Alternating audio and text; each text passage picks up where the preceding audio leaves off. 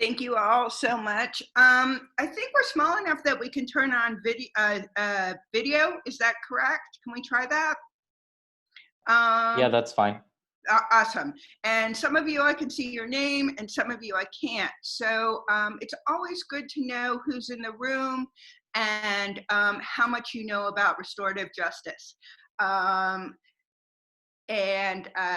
nice to see you, Hallie. So if you don't mind introducing yourselves, just saying, you know, your name, just what your affiliation is, and how much you know about restorative justice. That would be incredibly helpful. Hello? Elizabeth, do you want me to go first? Sure. I'm sorry, Dr. Beck, under like bigger circumstances. Okay, Elizabeth. Hi, my name is Hallie Andrews. I had the pleasure of learning from Elizabeth. I recently graduated from Georgia State, and I am now working in CDC. I know as much as Elizabeth has taught me, so not enough, but I am excited to learn more. Marshall, I think you were gonna go. Yeah, hello. I'm sorry I don't have my camera on, but I have children running crazily through the background. My name is Marcia Florent. I'm an assistant professor of medicine at Emory. I know a little bit about restorative justice. I was a member of the Physicians for Criminal Justice interest group a few years back. But I don't know if I know it to the specificity that I should, so I'm looking forward to this talk.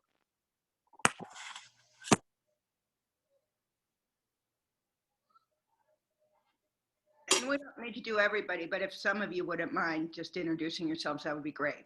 Hi, good morning. My name is Mark Walls. I am a foster parent and learned about this conference through my daughter. Hi, my name is Adriana and I live in New Zealand, and my knowledge of a second-year medical student. Oh, sorry. I think Mark froze for a minute. So Mark, we lost you for a second. Let's see here. I'll redo it real quick. And Mark Walls, foster parent student. My wife, foster parent. My wife and I have been fostering for a few years, and we've had the pleasure of fostering about 17 or 18 foster student or children, and learned about the conference through my daughter, who's a second-year medical student at Mercer University Medical School, and I know not that much about restorative justice. All right, awesome. Hi, I'm Adriana. Okay, my name's Adriana. I'm from New Zealand. I know about restorative restorative justice, I guess, in education setting, but also in New Zealand we use Māori, which is the Indigenous people of New Zealand. We use that cultural approach in some areas. But restorative justice in the criminal system, I'm not too clear on that. Yeah. Good. I was going to say, you know way more than me, being from New Zealand, since that's the preferred way of dealing with many crimes. Yeah. Yes. Hi, my name is Rhonda Moore. I am a mental health counselor for juvenile probation offices and high schools and junior highs. And I don't know that I've ever really heard it called restorative justice. I've worked with kiddos with trauma and perpetrators and stuff. So I'm looking forward to learning more about this. All right, awesome. And I don't know your name with your hand up. Oh, hi, I'm Carrie Sipp, and I'm the Southeastern Regional Community Facilitator for ACES Connection, and invite all of you to check out ACES Connection, and would love to have you blog for us, Elizabeth Beck, if you would. Restorative justice and law enforcement is fundamental to the work that we do in trying to heal and prevent adverse childhood experiences. With the cradle to prison pipeline, what it is, and we know that when prisoners are polled and we find that, you know, they've got 7, 8, 9, 10 ACEs and more, it's heartbreaking, and what those adverse childhood experiences do to increase the likelihood of people having their own experience with the criminal lack of justice system. So I'm really glad you're here. Thank you. Well, thank you. Thank you. And I'm going to do one thing, because even though I turned my phone off, somehow the texts are getting through. There we go. All right. I'm really glad you're all here. I am going to start with my friend Bud Welch. On April 19th, 1995, and this is from a book that The Shadow of Death, Restorative Justice in Death Row Families, that was mentioned in that very lovely introduction. So thank you so much. On April 19th, 1995, Bud Welch's life changed forever. On that morning in Oklahoma City, Timothy McVeigh parked a truckload with a massive bomb in front of the Murrah Federal Building and killed 168 people, one of whom was Bud Welch's daughter, Julie Marie. Though Welch had opposed the death penalty his entire life, his first instinct was for revenge. Bud revealed that the pain I felt was unbearable. I was filled with rage. I wanted Timothy McVeigh executed, and I could have done it with my bare hands. I didn't even want a trial. I just wanted him fried. Bud turned to drinking and smoking to cope with his feelings. And about 8 months later, he visited the bomb site. And he says that he sat under the old elm tree where Julie used to park her car, and went there explicitly with the idea to commit suicide.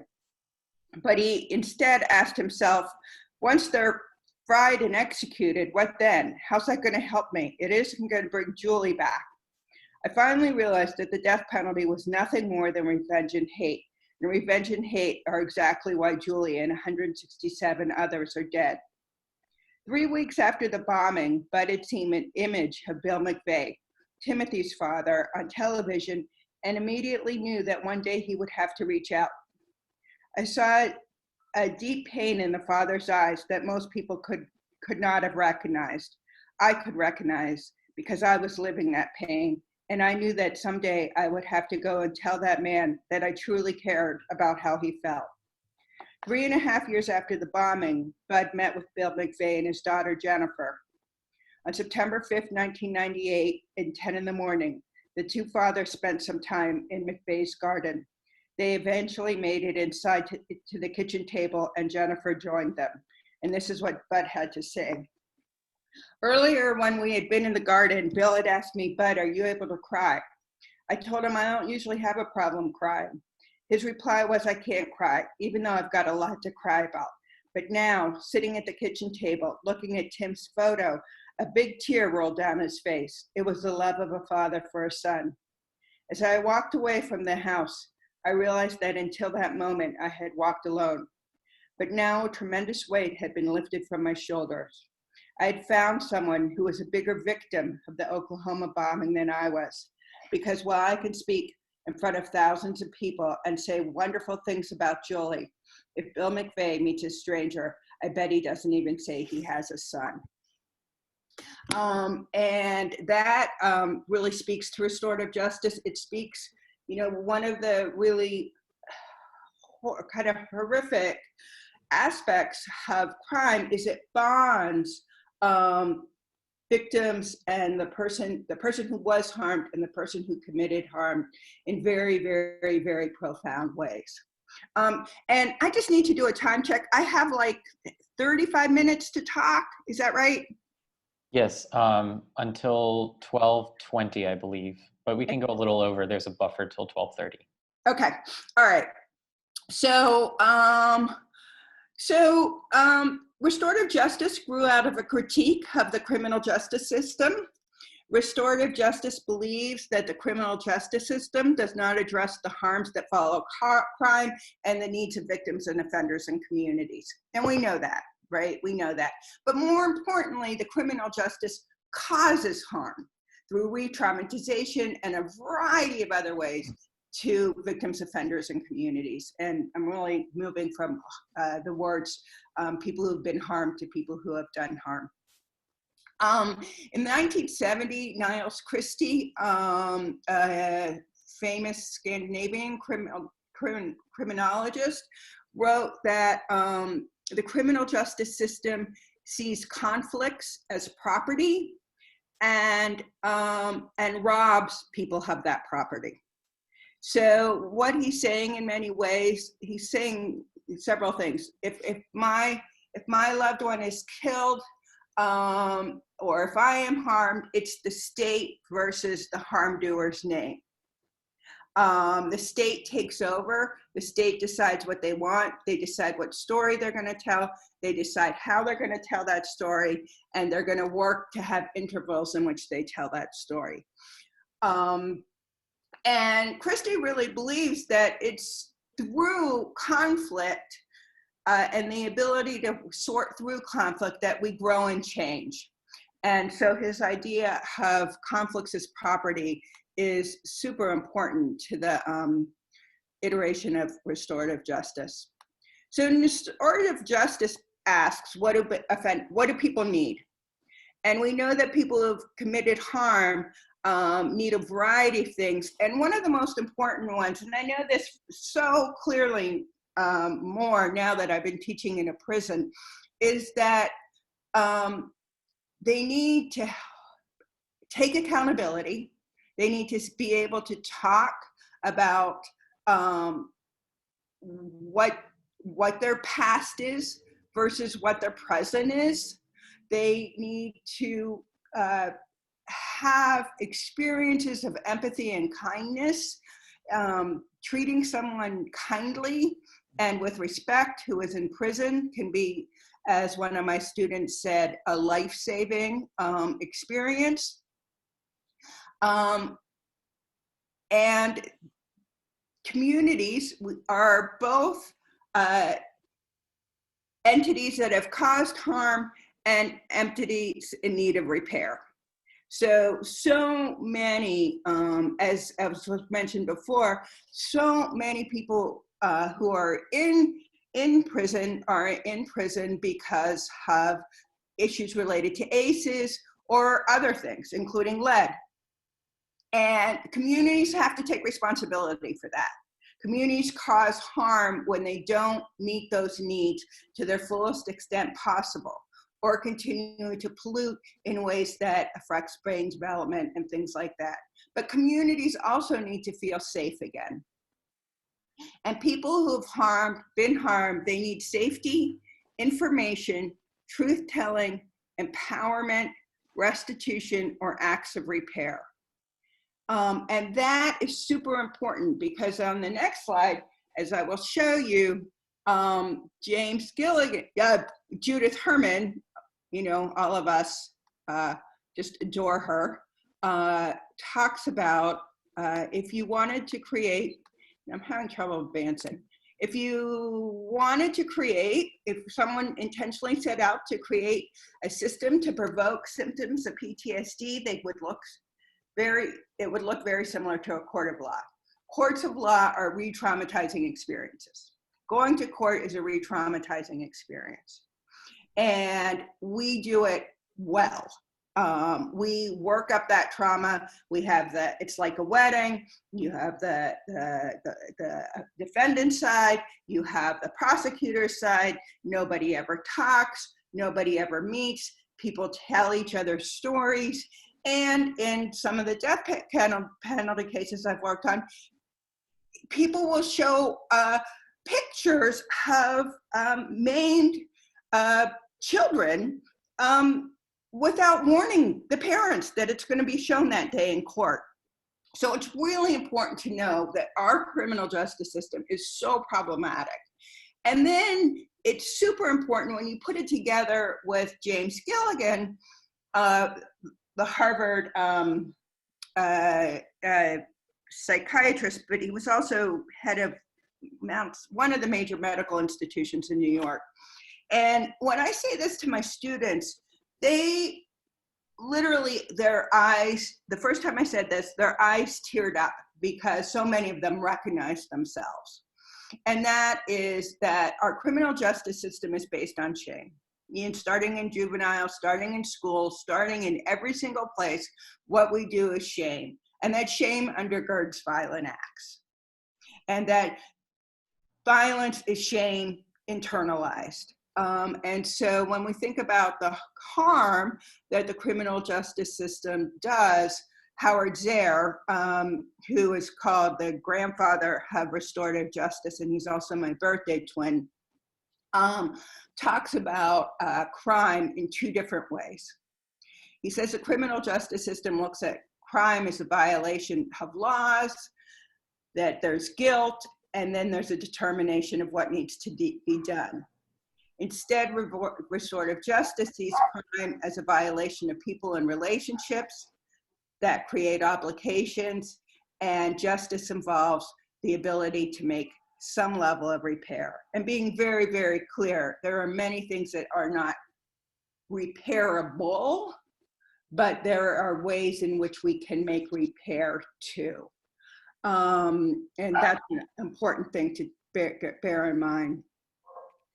And these come from, and this is probably the most important slide. These come from three different totally questions. Criminal justice asks, what laws have been broken, who did it, and what do they deserve? And restorative justice asks, who's been hurt, what are their needs, and whose obligation is it to address those needs? So at this point, does anyone have any questions for me?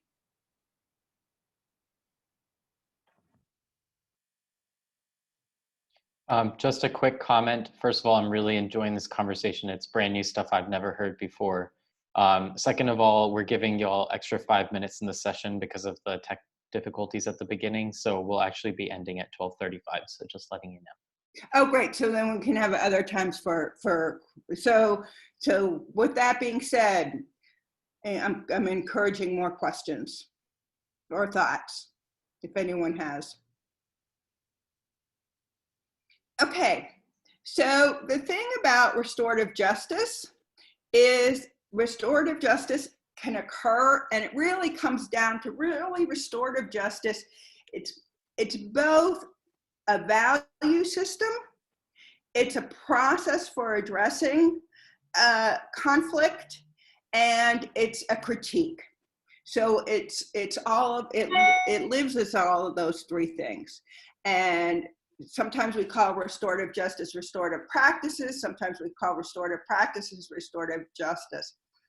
And I'll tell you a little bit more what I mean about that. But it's important to know that restorative justice, it occurs in so many places: families, communities, schools, prison.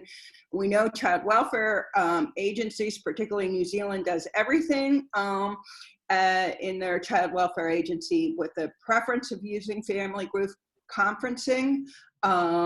And I believe all juveniles cases are, the ideal is to do it as restorative justice. The default is restorative justice, and then if things don't work out, then it goes to criminal justice. Mm-hmm. Interpersonal violence, courtrooms, communal living, after school programs. There's a beautiful, beautiful, beautiful book, and people who are really interested in trauma and trauma healing, which is of course everybody in this room, there's a gorgeous book called Calling the Circle Home, Restorative Justice in Urban Youth, by Carolyn Boyce Watson. And it's really how in an after-school program in Massachusetts, Springfield now, that it was a program that worked with people who are undocumented. It worked with kids it had an active kind of gang outreach initiative. So it worked with kids who had been in gangs. It had worked, most people in the, who went to the program called ROCA had seen loved one killed and had murder in their family. And in that place, they use a restorative practice called a circle to address everything. Like all decisions are made in circle guides, what happens in what happens in that entity, and it creates this just constant atmosphere for trauma healing. And I'll tell you a little bit more about circles. So, so circles are one of the restorative processes. And circles are used sometimes for sentencing, sometimes they're used for building community, they're used in schools, they're used in a variety of conflicts in a variety of different ways. And circles are really interesting. And when I teach my restorative justice class in person, the first thing we teach it, we all sit in a circle. And I ask you all to call me Elizabeth because circles remind us that we're democratic. We're all equal, and that we are all participating as an equal, and that the circle actually has the bigger life of its own. And circles begin with some kind of opening ceremony. In my class, I love to burn sage before class because I'm at GSU and sage smells like marijuana, and it's just kind of, you know, gets my little mischievous spirit to make the building smell like marijuana for class. And we put things in the middle that are symbolic to us, that are meaningful to us, that help ground us. We come together in circle. Somebody says a quote, a poem, a song, breathing, something that just reminds us that we are in a very, very, very, very different space. And then the circle keeper, not the facilitator, but the person who keeps the circle going, asks questions. We use talking pieces. You can't speak until you're holding the talking piece, and the talking piece has to make its circle all the way around before you get a chance to talk, and it creates opportunities for very different dynamics, and it's part of what gives a circle the life of its own. And it reminds you to speak with intention, so you're not talking too long, and listen with attention. And sometimes it's just really nice to hold something. If you're saying something that's difficult, somebody passes you the talking piece, you can look at it, you can take a second with it, it becomes really, really helpful. So it's a process. And then in restorative processes, restorative practice, restorative justice, everything basically, when you're working on a conflict, which doesn't have to be all circles, but when you're working on a conflict, you ask, what happened? How did you make you feel? And what do you need to make things right? And those are the basic 3 questions that organize all of these processes.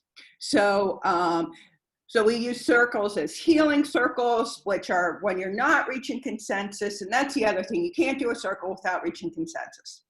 And a circle should end, a restorative process that's dealing with conflict ends in an agreement in which everybody writes on a piece of paper, a big piece of paper, everything that they agree to do, and we will hash out those agreements. And so one of the things that we said in restorative justice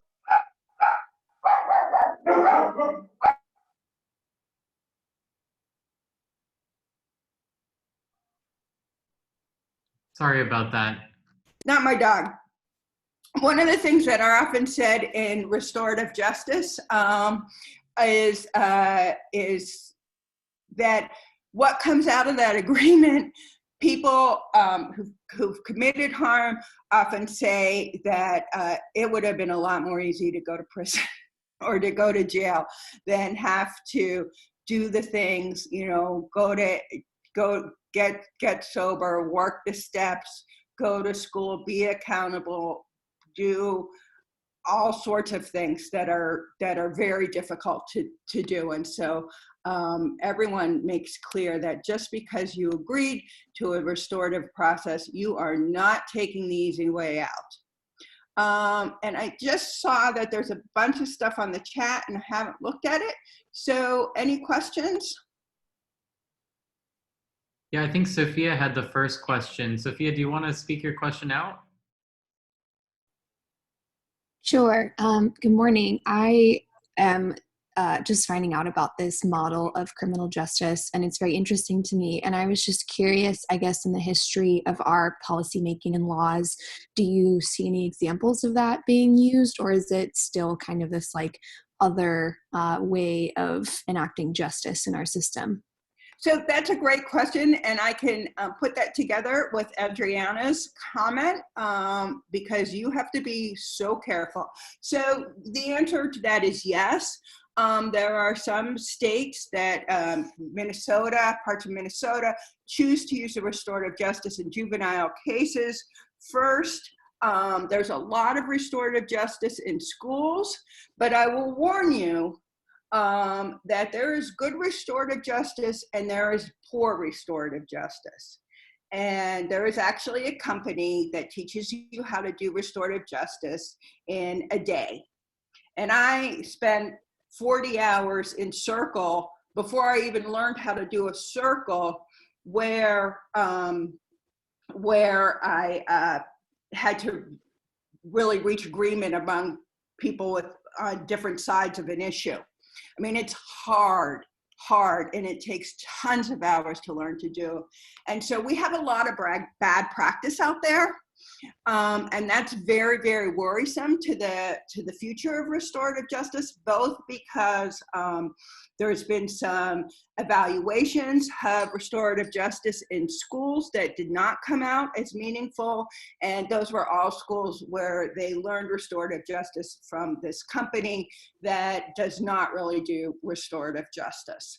As somebody mentioned, the Athens group and John Lash, who started that is a strong restorative justice, then they're rooted in restorative justice. And the big difference is if you're learning restorative justice or doing restorative justice and you are not taking a lot of time to set values before you even get to the issue, then you are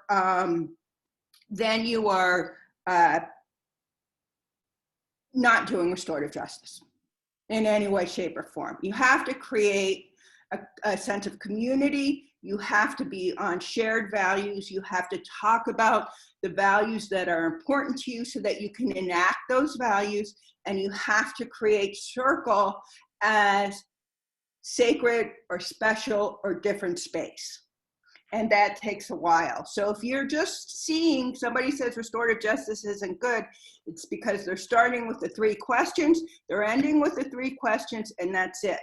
And you've got to be, particularly in cases where there's been really hard crime, in murders, for example, sometimes it takes 2 years for a restorative justice facilitator to work with both sides to get each side to the place where they're able to meet each other. And so there's a lot to do restorative justice well is a ton of work. Now, with that being said, we see it happening in all kinds of pockets, and I think that pockets are growing. There's a bunch of us who are in Atlanta who are trying to grow our own pocket. We've got interest.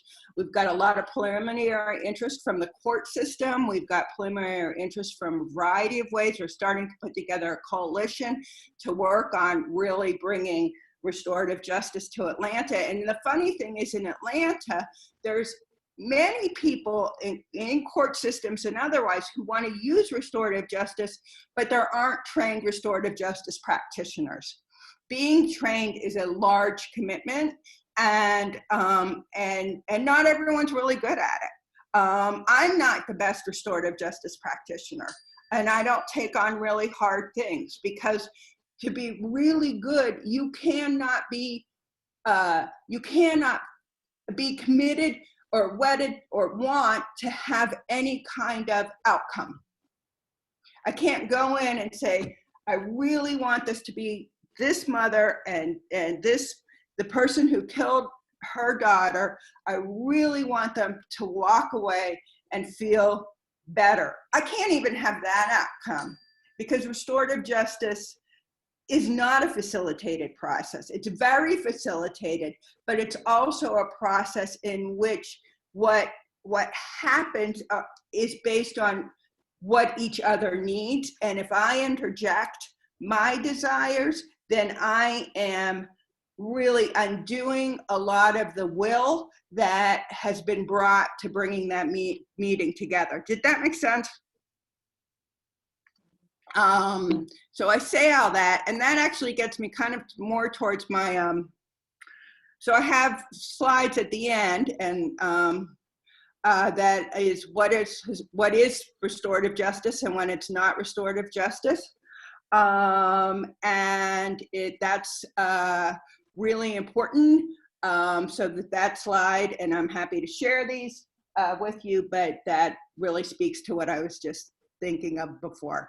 Now, the other thing that, you know, given the moment that we're living in, which I believe is a really special moment, restorative justice also allows us to look at historical trauma, race trauma, and connection. So by saying that, this picture is from the Equal Justice Initiative's National Monument for Peace and Justice, which many of you may know as the Lynching Memorial. It's a profoundly powerful place to go. You don't walk into it, you don't walk out of it the same person that you were when you walked into it, without question. And what it does is that it does a piece of what is so critical in restorative justice, which is truth-telling. People, to heal from crime, need truth-telling, and they need answers, and they need to have things just made very clear. And the truth-telling that this monument does, and these jars of soil are all collected from people who had been lynched.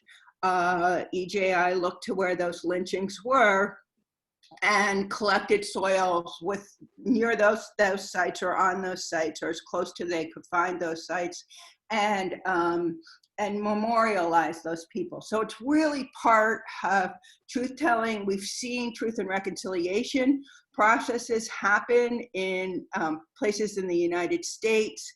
In 1906, at least 23 Black Atlantans were murdered in what's called the Atlanta Riot or the Atlanta Massacre by mobs of white people, and there's a beginning of interest in bringing that to a truth and reconciliation process.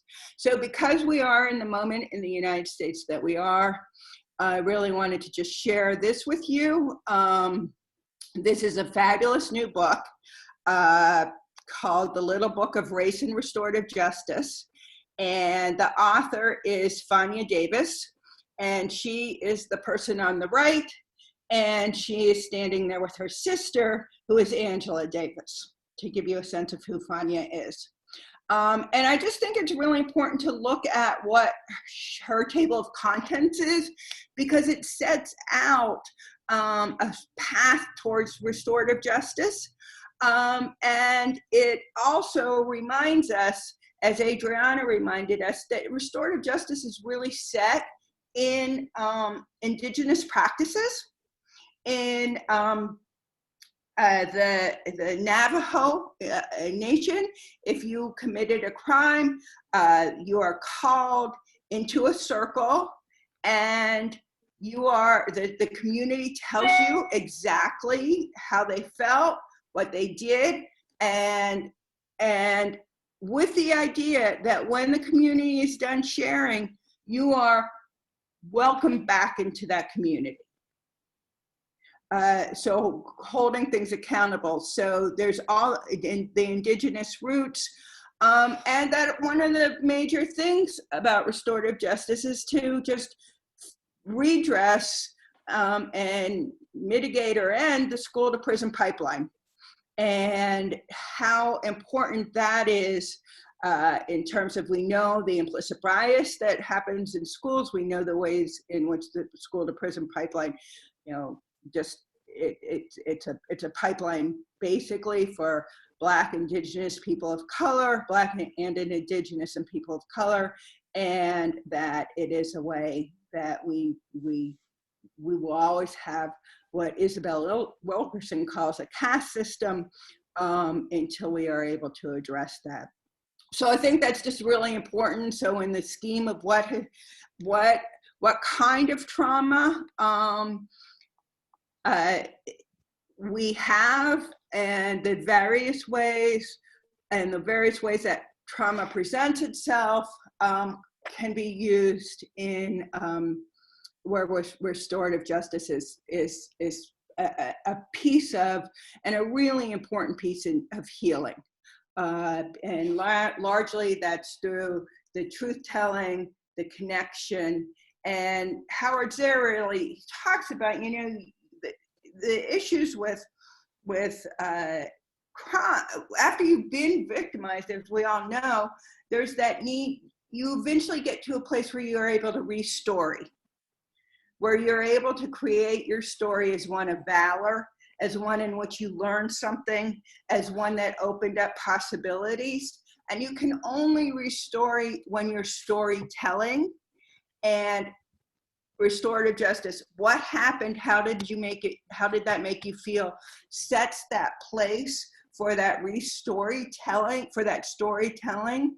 So those are kind of the key components that actually make restorative justice work in most cases. I mean, the evidence is overwhelmingly powerful. And I think, to go back to the question about, is it ever possible?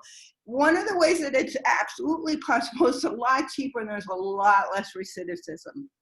And people are learning that. And as we're looking at mass incarceration and we're looking at school to prison pipelines, there's a lot to be sold about restorative justice. And I think that its ability to affect some of the greatest trauma that we see is really profound. So just to go back, stop, don't do it. If it's not facilitated and prepared by a trained practitioner, and most importantly, if it's not voluntary. And that is really important. We do not drag people into a process that they do not want to be a part of.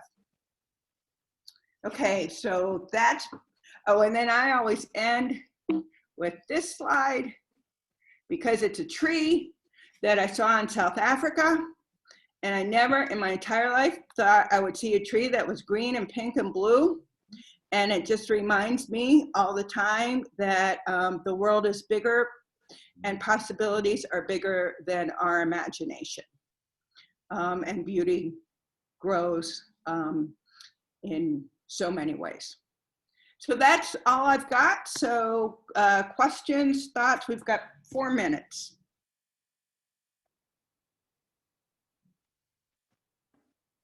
I had submitted a question to the chat about learning about your experiences and success at Phillips State.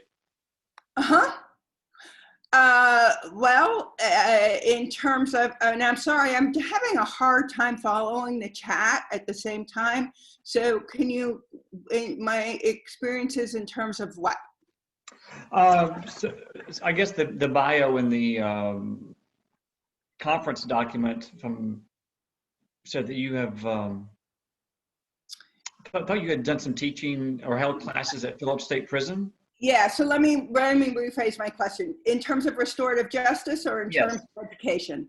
Yeah, so that's a really interesting question, because I wanted to do restorative justice from the day I walked into Phillips State Prison. Mm-hmm. And I spent 2 years being part of a process of building community amongst the people in the course, and trust amongst the people in the course before we even started our first circle. And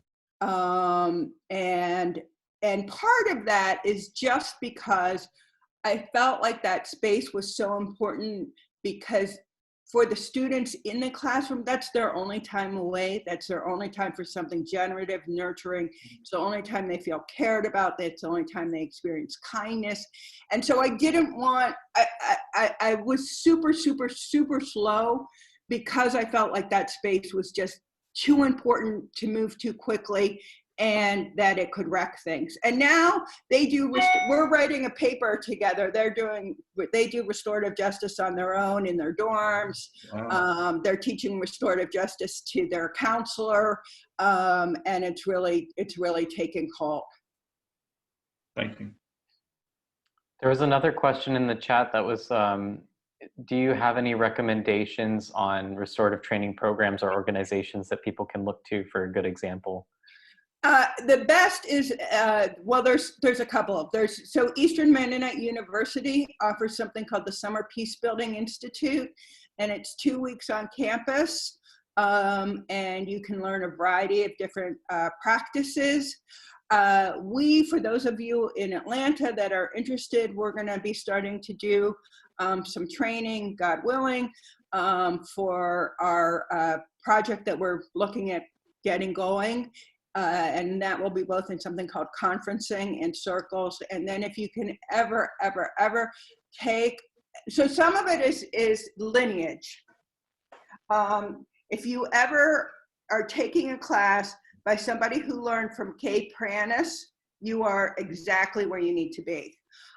If you're doing something that has initials that include International Institute for Restorative Practices, you're not looking at values to the level that you need to.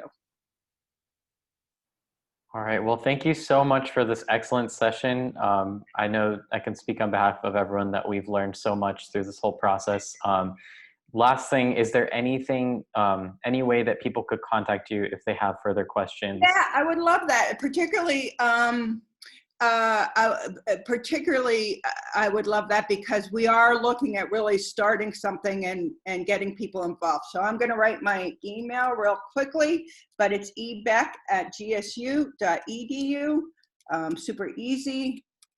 And I would love to hear from anyone who wants to learn more, be involved in trying to specifically get restorative practices into Atlanta's where we're initially looking. Thank you so much. We appreciate your time. Okay, thank you all. See you back in the main room.